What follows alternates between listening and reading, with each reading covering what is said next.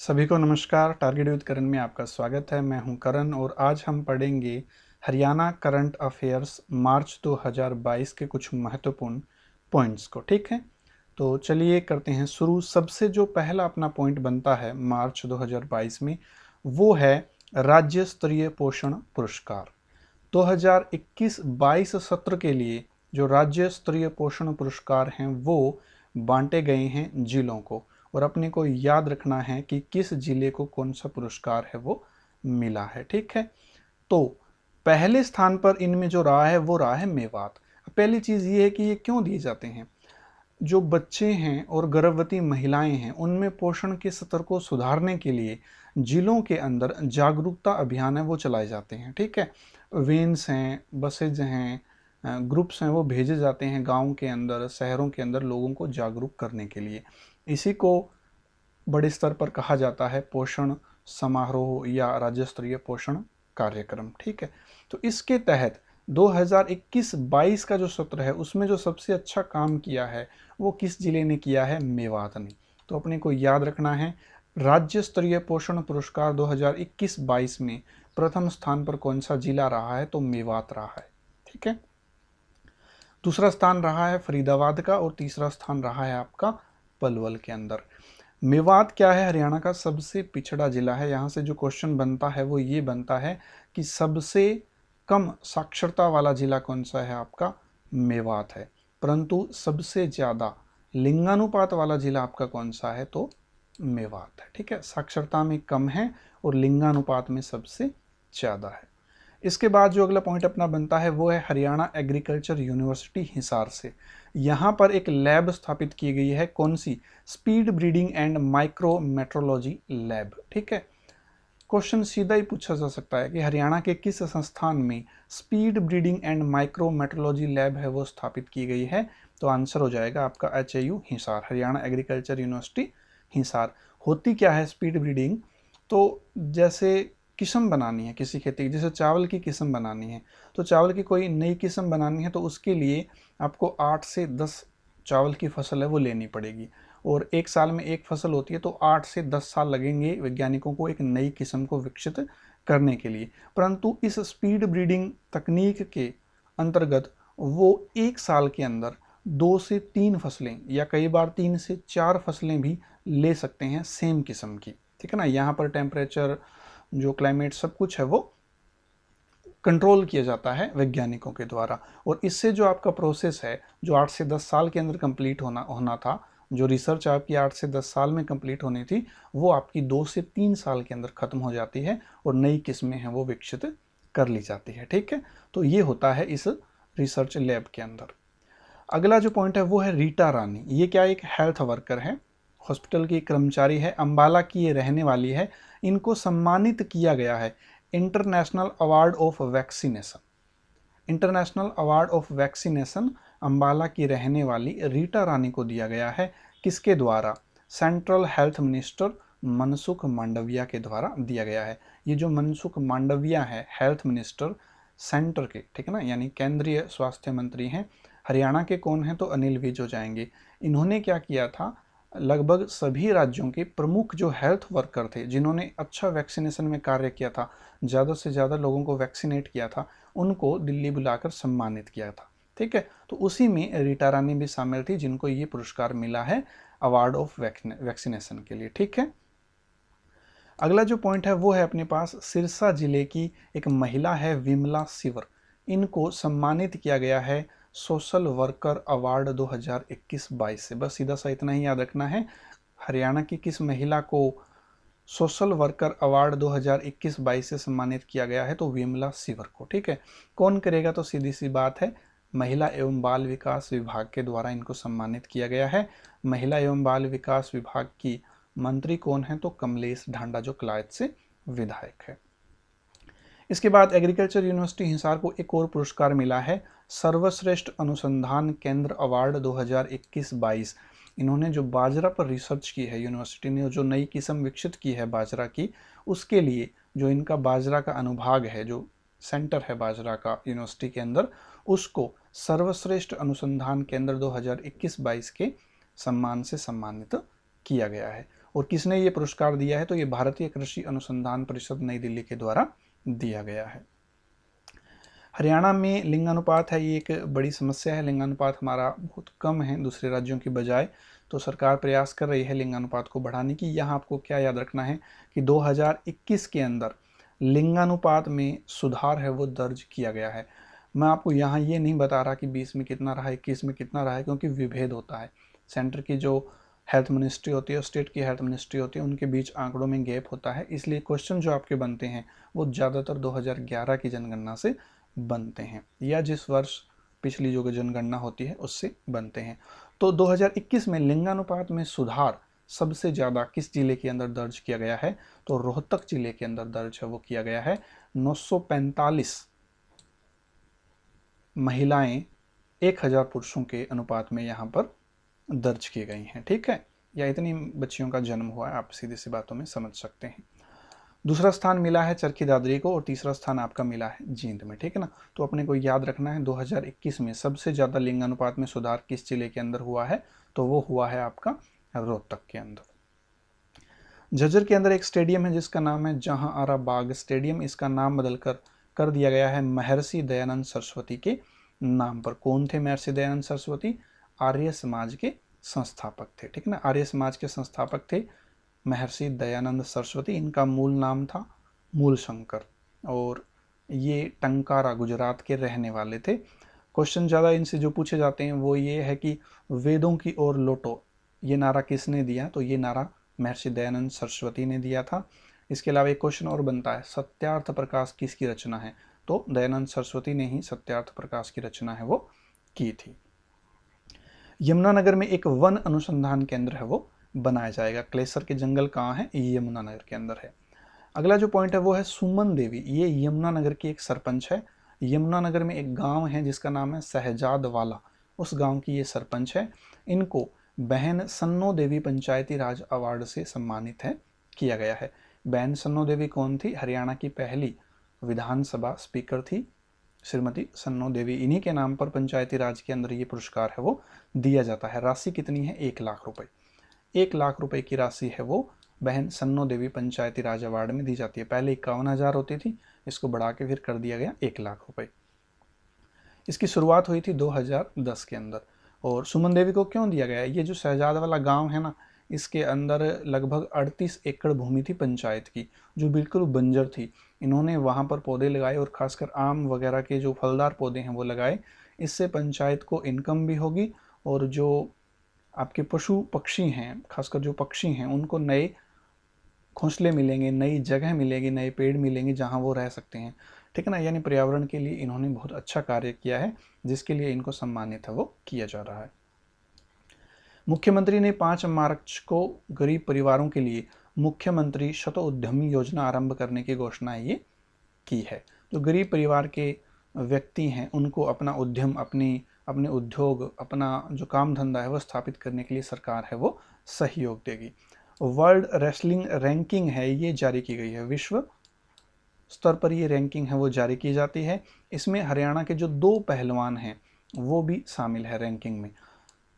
तीसरा स्थान इस रैंकिंग के अंदर मिला है वो मिला है रवि दहिया को, जो कहाँ से बिलोंग करते हैं? सोनीपत से बिलोंग करते हैं, जिन्होंने रजत पदक जीता था टोक्यो ओलंपिक में।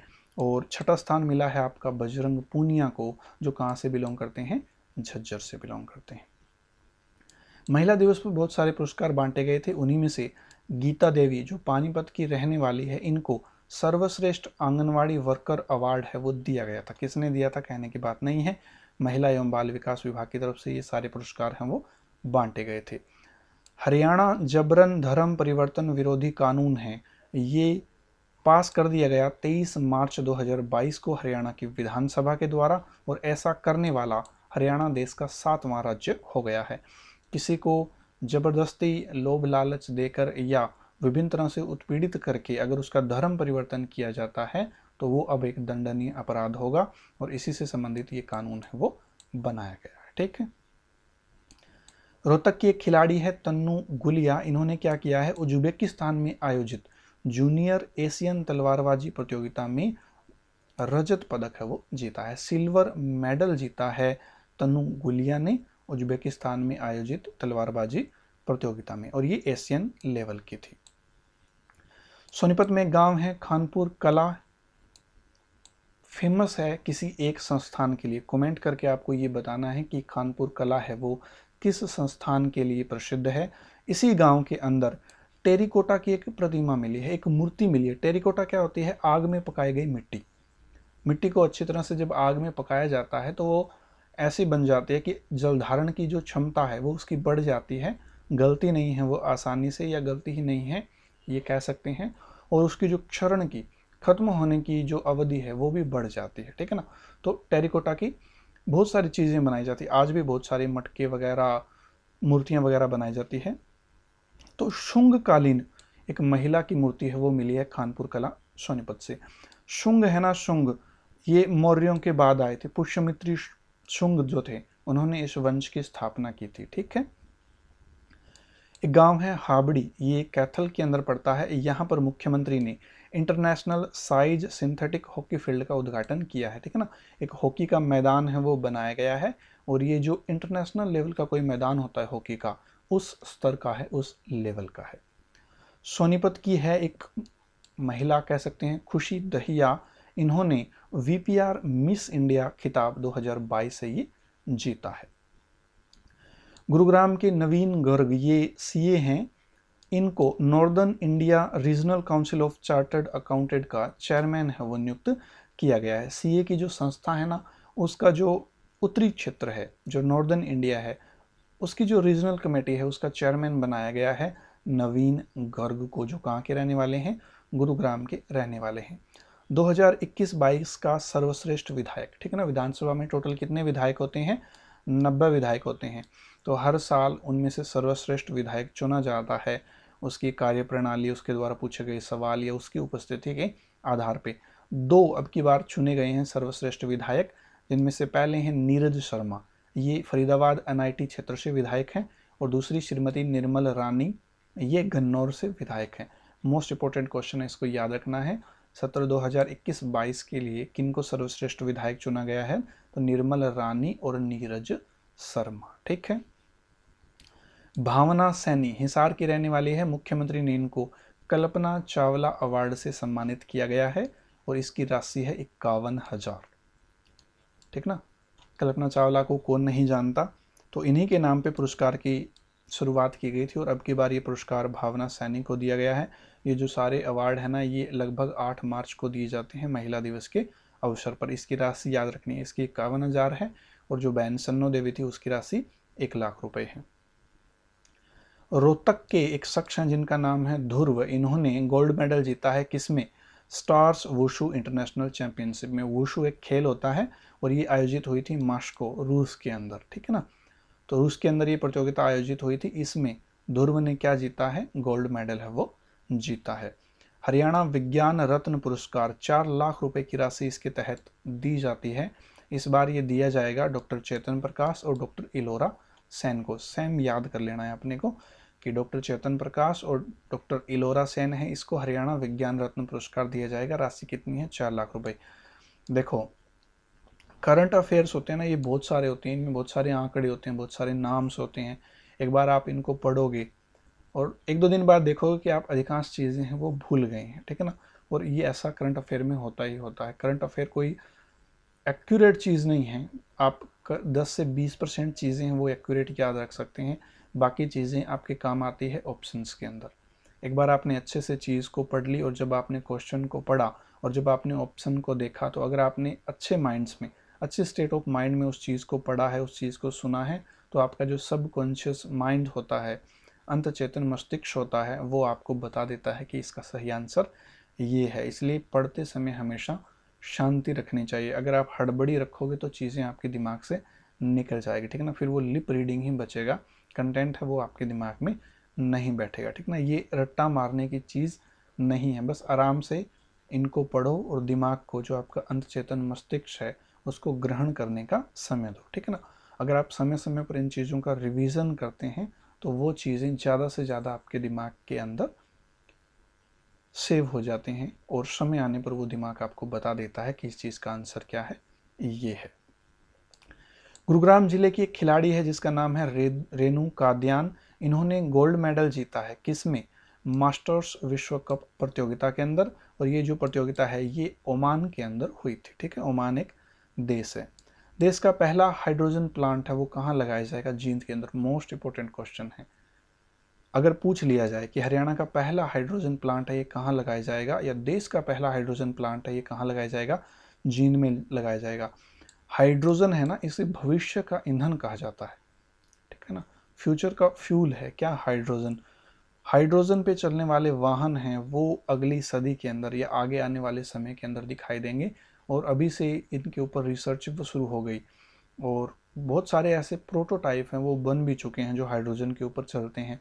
थोड़े दिन पहले जो भारत के ट्रांसपोर्ट मिनिस्टर हैं श्री नितिन गडकरी, वो एक ऐसी कार लेकर संसद पहुंचे थे जो हाइड्रोजन से चलती है। ठीक है ना, तो आगे जो समय होगा वो आपका इलेक्ट्रिक, बिजली से चलने वाली गाड़ियों और हाइड्रोजन से चलने वाली गाड़ियों से।